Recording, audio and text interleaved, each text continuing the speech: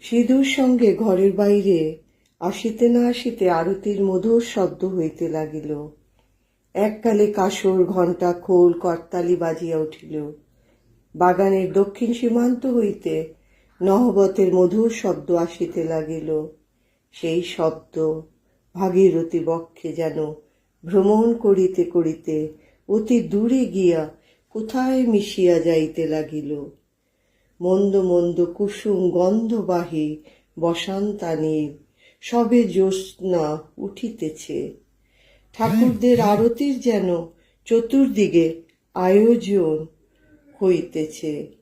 Master দ্বাদশ শিব মন্দিরে, শ্রী শ্রী রাধাকান্তের মন্দিরে ও শ্রী শ্রী ভবতারিণীর মন্দিরে আরতির দর্শন করিয়া পরম প্রীতি লাভ করিলেন। সিধু বলিলেন, এটি রাসমণির দেবালয়।